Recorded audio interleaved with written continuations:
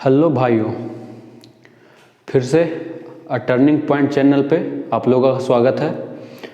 हमारा वीडियो चल रहा था, अभी वीडियो क्लास चल रहा था नंबर सिस्टम का, जिसमें एक ही क्लास हुआ है जिसमें अभी प्रकृत संख्या नेचुरल नंबर के बारे में पढ़े थे। उससे किस तरह का क्वेश्चन बन सकता है, किस तरह का क्वेश्चन एग्जाम में आ सकता है, उस तरह का क्वेश्चन देखे थे। उसके बाद सम संख्या देखे थे। विषम संख्या हमारा बाकी रह गया था, तो आज हम लोग विषम संख्या देखते हैं। तो विषम संख्या होती क्या है? विषम संख्या वो ऐसी संख्या होती है जो दो से पूरा पूरा नहीं कटता, उनको विषम संख्या कहते हैं। जैसे विषम संख्या, विषम संख्या को ऑड नंबर बोलते हैं, ऑड नंबर। वैसी संख्या है जो दो से पूरा पूरा नहीं कटे, उसको विषम संख्या बोलेंगे। जैसे 1, 3, 5, 7, वैसे ही और भी जो दो से पूरा पूरा नहीं कटे उसको हम लोग क्या बोलेंगे? विषम संख्या में बोलेंगे। तो विषम संख्या जैसे हम लोग सम संख्या पढ़े थे, प्राकृत संख्या पढ़े थे, नेचुरल नंबर, उसमें विषम लगातार प्रथम n प्राकृत संख्याओं का योग होता था n × n + 1/2। ठीक, वैसे ही प्रथम n विषम संख्याओं का योग होता है n², सीधे n²। जैसे पूछेगा प्रथम 5 विषम संख्या का योग कितना होगा? प्रथम 5 विषम संख्या। तो प्रथम 5 विषम संख्या, सबसे पहला विषम संख्या 1, उसके बाद 3, उसके बाद 5, 7 और 9। 5 विषम संख्या हो गया हमारा। ठीक, तो जोड़ेंगे, देखो तो 1 और 3 4, 5, 9, 7, 16, 9, 25। इसको जोड़ने पर कितना आ रहा था? 25। और हमको पता है कि प्रथम n विषम संख्याओं का योग कितना होता है, तो n²। प्रथम 5 था तो 5 का स्क्वायर कर देते सीधे, तो यहाँ से भी 25। ठीक, तो जो यहाँ से आएगा वही हम सीधे n² पर, अगर हमको ये चीज़ पता है कि प्रथम n विषम संख्याओं का योग n² होता है, तो हम सीधे n², 5 विषम संख्या था, 5 का स्क्वायर कर देते हैं। वैसे ही पूछेगा प्रथम 25 विषम संख्या का योग क्या होगा? तो इसका आंसर आप कमेंट बॉक्स में कमेंट करेंगे। ठीक है, और ये तो विषम संख्या का योग हो गया। जैसे हम प्राकृत संख्या में पढ़े थे, प्राकृत संख्या के वर्गों का योग पढ़े थे, सम संख्या में सम संख्या के वर्गों का योग पढ़े हैं, वैसे विषम संख्या में भी अगर इसके वर्गों का योग दे दे तो कैसे निकालेंगे? ठीक, अगर विषम संख्या में इसके वर्गों का योग दे दे तो हम कैसे निकालेंगे? तो इसके लिए जैसे क्वेश्चन आएगा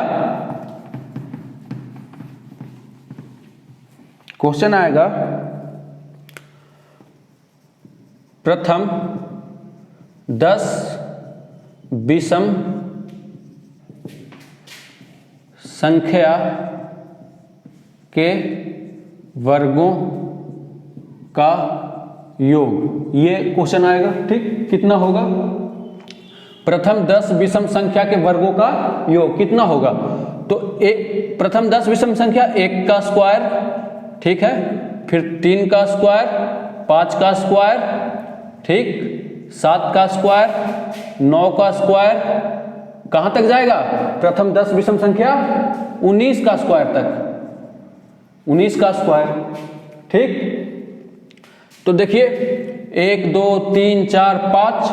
ठीक, ये कौन सा विषम संख्या है? पूरा लिख देते हैं, फिलहाल अभी समझाना है तो पूरा लिख देते हैं। फिर 11 का स्क्वायर, 13 का स्क्वायर, 15 का स्क्वायर, 17 का स्क्वायर और 19 का स्क्वायर। 10 संख्या हो गया। 1, 2, 3, 4, 5, 6, 7, 8, 9, 10। प्रथम 10 विषम संख्या हो गया। ठीक, तो डायरेक्ट ऐसे तो नहीं निकालेंगे। अगर हम अपने मन से इसमें 2 का स्क्वायर, 4 का स्क्वायर, 8 का स्क्वायर, 10 का स्क्वायर, 12 का स्क्वायर,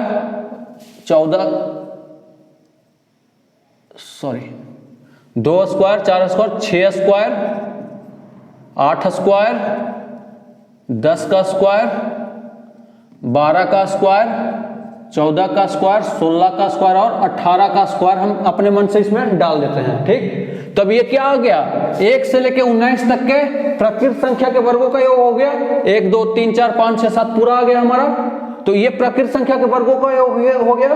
तो इसमें से हम ऐड क्या किए हैं, 2 4 6 8 10 12 14 16 18, मतलब कि ऐड किए हैं सम संख्या के वर्गों का योग। ठीक, इवन नंबर के वर्गों का योग। तो हम 1 में से 19 एक प्राकृत संख्या के वर्गों के योग में से ये सम संख्या के वर्गों का योग घटा देंगे तो हमारा यही ना बच जाएगा विषम संख्या के वर्गों का योग। ठीक, तो इसको करेंगे कैसे, n तक के, n कितना 19 तक के प्रकृत संख्या के वर्गों का योग कितना होगा, वर्गों का योग होता है n into n plus 1 into 2n plus 1 by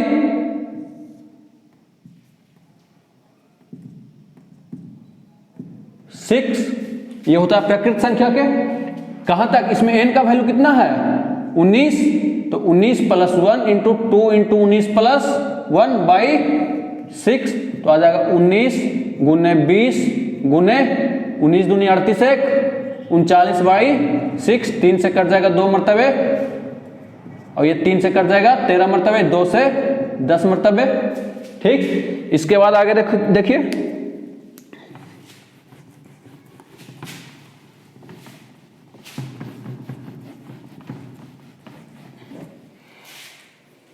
यहां से आ गया कितना 19 गुने 10 गुने 13, ये आ गया हमारा 1 से लेकर 19 तक के प्रकृत संख्या के वर्गों का योग। इसमें से हमको क्या घटाना पड़ेगा, 2 का स्क्वायर, 4 का स्क्वायर, 6 का स्क्वायर, क्योंकि ये हम अपने मन से रखे थे। ठीक, तो 2 का मतलब कितना सम संख्या यहां तक आया, 1 2 3 4 5 6 7 8 1 9, मतलब 9 प्रथम 9 सम संख्याओं के वर्गों का योग। ये क्या होता है, ये होता है 2n into n plus 1 into 2n plus 1 by 3। ठीक, तो यहां n का वैल्यू कितना रखेंगे 9, 2 into 9 into 9 plus 1 into 2 into 9 plus 1 by 3। अब इसको सॉल्व कर देंगे तो आ जाएगा 18 गुने 10 गुने 19 बटा 3, 3 से 18 कट जाएगा 6 मतलब 6 गुने 10 गुने 19। ठीक, ये आ गया 1 से लेकर 19 तक के वर्गों का योग। ये आ गया 2 4 6 8 बीच वाला सम संख्याओं के वर्गों का योग। इसमें से इसको घटा देंगे तो हमारा क्या आ जाएगा, विषम संख्याओं के वर्गों का योग। घटाएंगे तो क्या आ जाएगा, इसमें से घटाना 19 गुने 10 गुने 13 में से क्या घटाना है 6 गुने 10 गुने 19, कॉमन क्या आ जाएगा 19 गुने 10 कॉमन आ जाएगा, बचा 13 माइनस 6, 19 दांव का 100 गुने 7, 19 दांव का 190 और 13 में से 6 गया तो 7 आ जाएगा 0 और 7 नामा 63 का 3 हाथ में 6, 7 से कम 7 और 6 13। ठीक, तो इतना हमारा आंसर आ जाएगा। ठीक, तो अगर पूछेगा विषम संख्याओं के वर्गों का योग तो हम लोग क्या करेंगे, उसमें अपना सम संख्या रख देंगे, प्रकृत संख्या को पूरा निकाल देंगे, उसमें से जो रखे थे सम संख्या उसका घटा देंगे तो हमारा निकल जाएगा क्या, विषम संख्याओं के वर्गों का योग। तो क्वेश्चन इसी तरह से फ्रेम करके देगा कि खुद से कुछ रखना पड़ेगा, फिर उसको एलिमिनेट, उसको हटाना पड़ेगा। ठीक, तो हम देख लिए प्रकृत संख्या देख लिए, सम संख्या देख लिए, विषम संख्या देख लिए। अब आते हैं अभाज्य संख्या, प्राइम नंबर। अभाज्य संख्या क्या होती है। ठीक,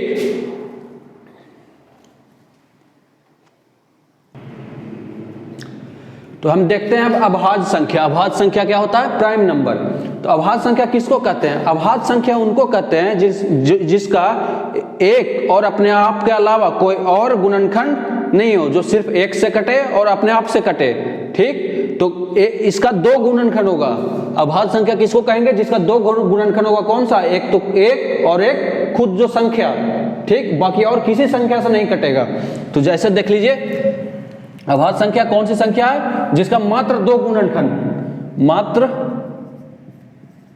2 गुणनखंड। ठीक, कौन, पहला तो स्वयं स्वयं और दूसरा एक, ठीक, जो एक से कटे और स्वयं से कटे, तो इसका 2 गुणनखंड रहेगा, ठीक। जैसे 2, 3, अगर 4 देखते हैं तो 4 देखिए 1 से भी कट रहा है, 2 से भी कट रहा है और 4 से भी कट रहा है, मतलब इसका 2 से ज्यादा गुणनखंड हो गया, तो ये अभाज्य संख्या नहीं है, ठीक। 5 ये 1 से कटेगा और सिर्फ 5 से कटेगा खुद से, वैसे 3 भी 1 से और 3 से, 2 भी 1 से और 2 से, ठीक। तो सबसे छोटी अभाज्य संख्या कौन सी हो गई? 2। सबसे छोटी अभाज्य संख्या 2 हो गई। और कहेंगे 1 कि सबसे छोटी, ये भी तो 1 से कट रहा है और खुद से भी कट रहा है, ठीक, लेकिन इसका गुणनखंड कितना है? अगर 1 से कट रहा है 1, ठीक, और स्वयं से तो 1 है, तो मतलब इसका एक ही गुणनखंड है। अभाज्य संख्या रहने के लिए 2 गुणनखंड, कौन? एक तो स्वयं और 1, तो ये सिर्फ 1 से कट रहा है और स्वयं तो ये 1 है ही, तो ये अभाज्य संख्या नहीं है, अभाज्य संख्या नहीं है। एक जो है अभाज्य संख्या नहीं है। सबसे छोटी अभाज्य संख्या कौन सी है? तो 2 है, सबसे छोटी अभाज्य संख्या 2 है। उसके बाद बढ़ते जाएगा 1 नहीं 2 3 5 7, ठीक, 9 नहीं, 9 का है कि 3 से भी कटता है, 1 से भी कटता है, 9 से भी कटता है, ठीक, तो 9 नहीं होगा, ठीक। 11, तो ऐसे ही पूछेगा 1 से 100 तक, 1 से 100 तक कितने अभाज्य संख्याएं हैं? 1 से 100 तक कितने अभाज्य संख्याएं हैं? तो 1 से 100 तक कितना आएगा? अगर कौन कीजिएगा तो आएगा 25। 1 से 100 तक 25 अभाज्य संख्याएं हैं, ठीक। वैसे हाँ, तो अभी चल रहा था अभाज्य संख्या, तो अभाज्य संख्या 1 से 100 तक कितना है?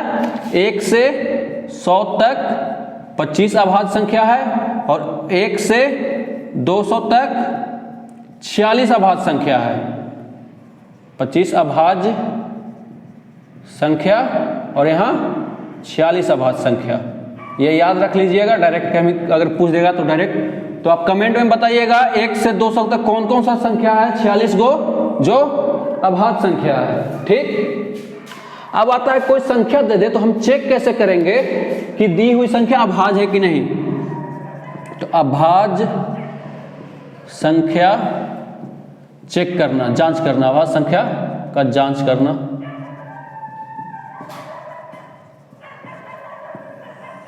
ठीक, तो देखिए कैसे चेक करेंगे। जो संख्या देगा ना, सबसे पहले उसके नजदीक का आगे का या पीछे का, नजदीक का देख लेंगे, वर्गमूल निकालेंगे, जो परफेक्ट वर्ग रहेगा उसका वर्गमूल निकालेंगे, उससे नजदीक वाला का, ठीक। उस वर्गमूल के नीचे जितना भी अभाज्य संख्या रहेगा ना, अगर उसमें से किसी से भी वो दी गई संख्या कट जाए तो वो अभाज्य संख्या नहीं होगी, और किसी से भी नहीं कटेगा तो वो दी हुई संख्या अभाज्य संख्या हो जाएगी, ठीक। जैसे देखिए पूछा 241 अभाज्य संख्या है या नहीं, 241 अभाज्य संख्या है या नहीं। तो देखिए इससे नजदीक में पूरा परफेक्ट स्क्वायर कौन सा है? इससे नजदीक में परफेक्ट स्क्वायर 225 किसका स्क्वायर है? 15 का स्क्वायर 225 है, तो हम 15 लेंगे। और 15 के नीचे कौन कौन सा अभाज्य संख्या है? 15 के नीचे जैसे 2 3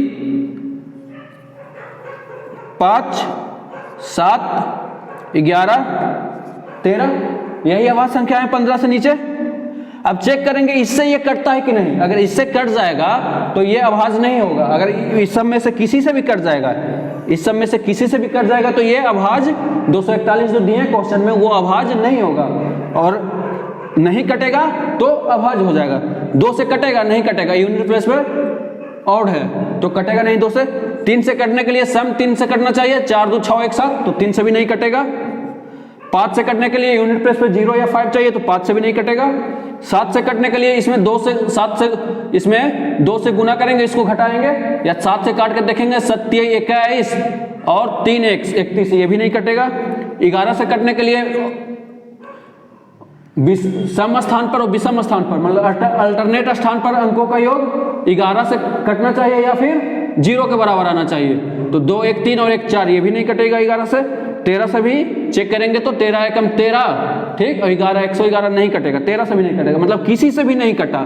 तो ये संख्या कौन सी क्या हो जाएगी? 241 अभाज्य संख्या है,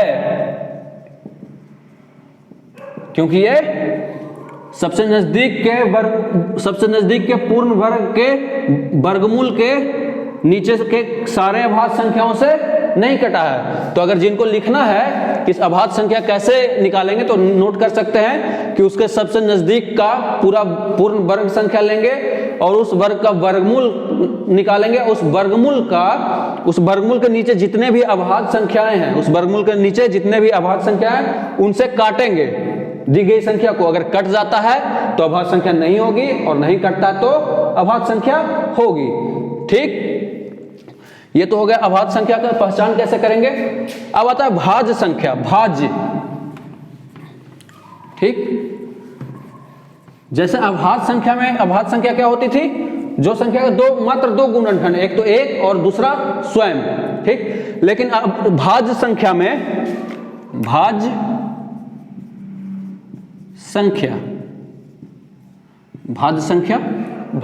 में क्या होगा ना, इसके दो गुणनखंड के अलावा एक और गुणनखंड होगा, मतलब एक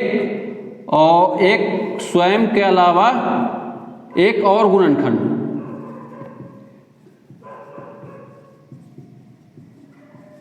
मतलब एक से तो कटेगा ही, कोई भी संख्या एक से कटती है, ठीक है। खुद से भी कटेगा, कोई भी संख्या खुद से भी कटती है। अगर खाली यही दोनों रहता तो वो अभाज्य संख्या हो जाता, ठीक। लेकिन एक और कोई किसी और संख्या से कटेगी, मतलब एक और संख्या से कटेगा तो वो क्या हो जाएगा? भाज्य संख्या। जैसे देखो 4, ये एक से भी कटेगा, ठीक, और खुद से 4 से भी कटेगा, ठीक, 4, और ये 2 से भी कटता है तो 4 क्या है? भाज्य संख्या है। वैसे ही 6 1 से कटेगा, 2 से कटेगा, 3 से कटेगा, 6 से कटेगा, तो ये क्या हो गया? ये भाज्य संख्या हो गया, ठीक। तो भाज्य अभाज्य हम अब पहचान लेंगे, ठीक।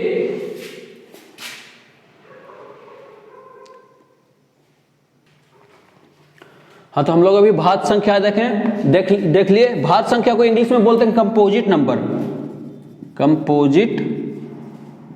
नंबर, ठीक। अब आते हैं सह अभाज्य संख्याएं। सह अभाज्य संख्याएं, इनको बोलते हैं को प्राइम नंबर। सह अभाज्य संख्याएं क्या होती है, ठीक। तो ये 2 या 2 से अधिक संख्याओं का सेट होगा, ठीक। 2 या 2 से अधिक संख्याओं का सेट होगा जिसमें कुछ भी कॉमन नहीं होगा, सिर्फ दोनों में एक ही कॉमन, एक से ही दोनों कटेगा, बाकी दोनों में कोई कॉमन नहीं है, ठीक। जैसे 2 और 3 में कुछ कॉमन नहीं है, किसी और संख्या से दोनों नहीं कटेगा, ठीक, एक के अलावा, ठीक। जैसे और सेट लेंगे, अगर लेंगे 4, 6 और 5 का, तो ये सहअभाज्य संख्याएं नहीं है, क्योंकि यहां देखिए ये भी 2 से कट रहा है, ये भी 2 से कट रहा है, ठीक। तो ये सहअभाज्य संख्याएं नहीं है, इसमें सिर्फ एक ही से सराक संख्या कटना चाहिए, ठीक। तो ये नहीं है। और ले लेंगे 9, 5, 9, 11, तो इसमें भी देखिए और एक के अलावा किसी से भी नहीं कट रहा है, ठीक। एक के अलावा किसी से भी नहीं कट रहा है, सब में एक कॉमन है, तो ये सहअभाज्य संख्या है, ठीक। इस तरह से 16, 21 और 25 ले लेंगे, 16, 21 और 25, ठीक। ये किसी से कट रहा है, कोई कॉमन नहीं है, ये 2 से कट रहा है तो ये नहीं कट रहा है, ठीक, और ये भी नहीं कट रहा है। कोई भी ऐसा संख्या नहीं है जो तीनों को काटे एक के अलावा, ठीक। तो ये क्या हो जाएगा? सहअभाज्य संख्या, ठीक। अब आता है, हम लोग आगे बढ़ते हैं, ठीक।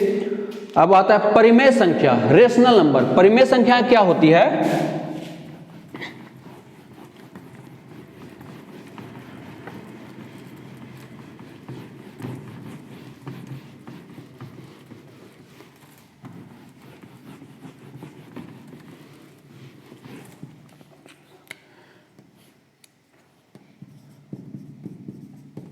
परिमेय संख्या,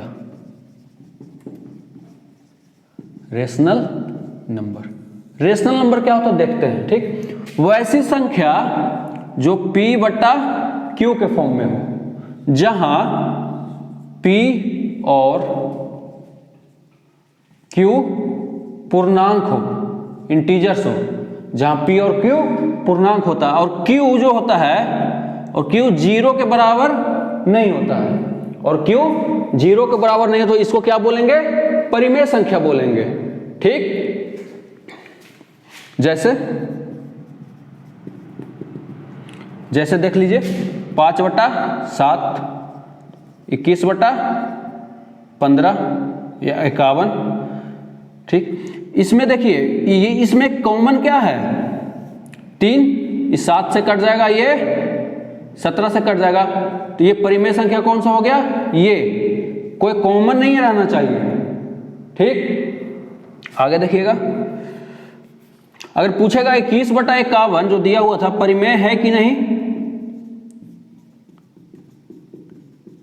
नहीं, तो ये परिमेय नहीं है, लेकिन इसको जब काट देंगे सिंपल फॉर्म में 7/17 कर देंगे, 3 से इसको काट देंगे, 3 से इसको, तब ये परिमेय है, तब ये परिमेय संख्या है। ठीक, अब देखते हैं कि दो संख्या क्वेश्चन किस तरह से, परिमेय संख्या से क्वेश्चन किस तरह से एग्जाम में पूछता है कि 2 संख्या दे देगा, 2 या 3 दे देगा, पूछेगा इसके बीच का परिमेय संख्या निकालें, 4 और 5 दे देगा, बोलेगा इसके बीच का परिमेय संख्या निकालें। ठीक, तो वो हम कैसे निकालेंगे? ठीक, पहले इसको साफ कर लेते हैं। अब आते हैं 2 संख्या के बीच दे देगा परिमेय संख्या निकालना, तो किस तरह से निकालेंगे? जैसे कि 2 संख्या दे देगा a और b, पूछेगा इसके बीच का परिमेय संख्या निकाले, तो हम लोग परिमेय संख्या कैसे निकालेंगे? किसी भी एक टर्म में a या b में किसी एक मल्टीपल से गुना कर लेंगे, 1 से 2 से 3 से किसी से भी गुना कर लेंगे, उसमें दूसरा टर्म को जोड़ देंगे। अगर a में गुना करेंगे k से तो उसमें b जोड़ के डिवाइड करेंगे किससे? जिससे गुना किया था, k से गुना किया था, k + 1। ठीक, k का वैल्यू यहाँ कुछ भी हो सकता है, अपने मन से कुछ भी रख सकते हैं आप, 1 2 3 4 5 कुछ भी रख सकते हैं। ठीक, जैसे क्वेश्चन देगा 4 और 5 के बीच परिमेय संख्या निकालें। 4 और 5 के बीच परिमेय संख्या निकालें, तो कैसे निकालेंगे? संख्या कौन सा? 4 और 5। ठीक, तो हम क्या करेंगे?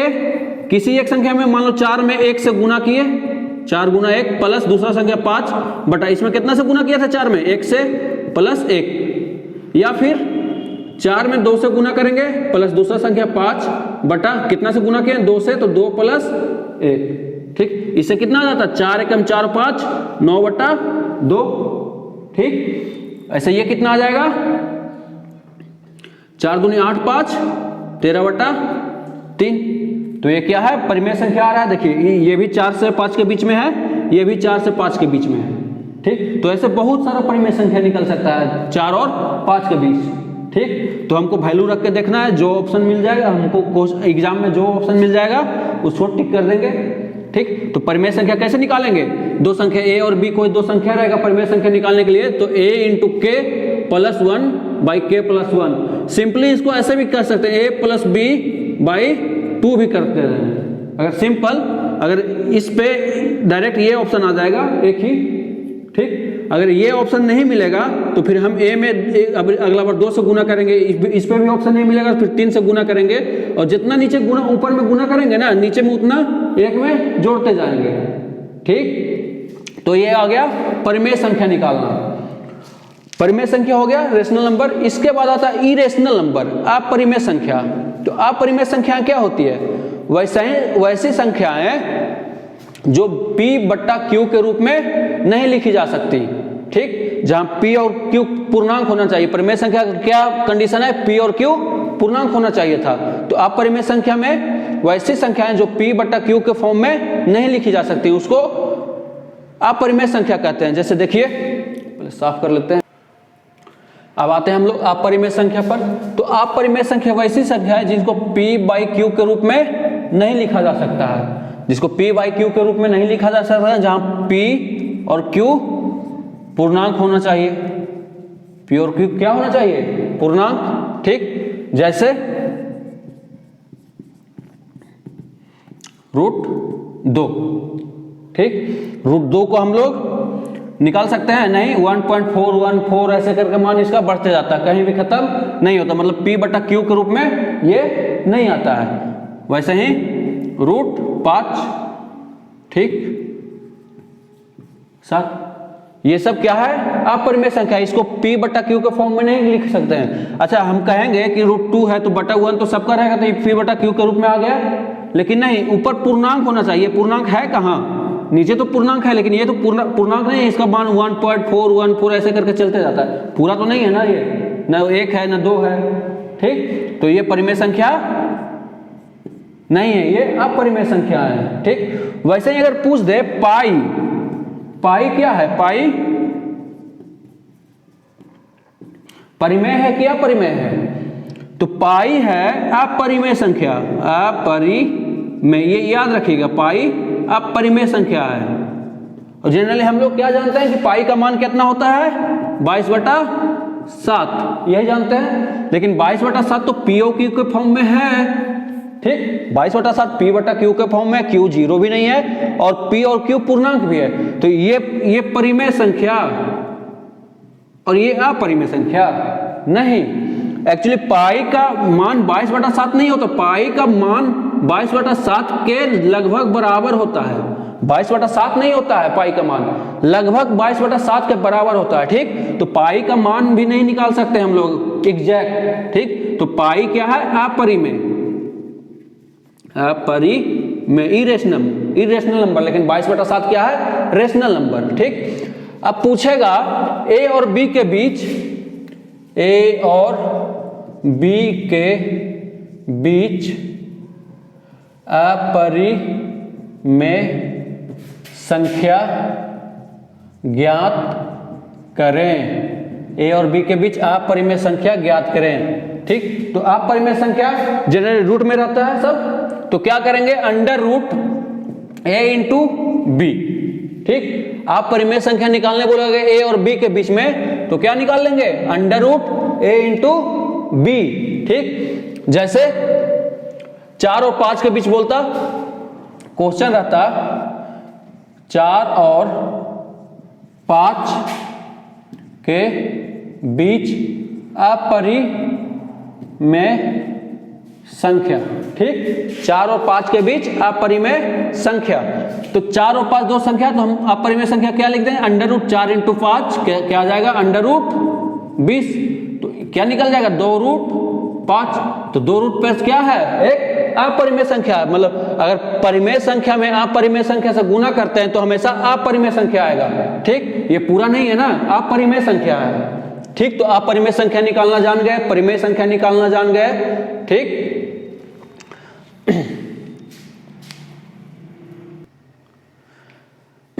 ठीक है भाई लोग, आज हम लोग यहीं पे रुकते हैं, ठीक। फिर कल वास्तविक संख्या आएगा, उसके बाद काल्पनिक संख्या आएगा, ठीक। थोड़ा सा उसके बारे में भी पढ़ लेंगे जो हमारा एग्जाम से रिलेटेड है। बाकी वीडियो को शेयर, लाइक और सब्सक्राइब, चैनल को सब्सक्राइब करते रहें, और हम भी कोशिश करेंगे आपको बेहतर से बेहतर देने का, ताकि आप भी एग्जाम में अपना बेहतर दे के आइए और रिजल्ट अपना सिलेक्शन पक्का करिए, ठीक। तो आप मैथ पूरा प्रैक्टिस का खेल है, अभ्यास का, जैसे कहावत है ना, अभ्यास से आप बेहतर होते जाइएगा। Practice makes a man better. आप अभ्यास करते रहिए और अपना इम्प्रूवमेंट, सेल्फ इम्प्रूवमेंट करते रहिए। बाकी का चर्चा बाद में करेंगे। धन्यवाद।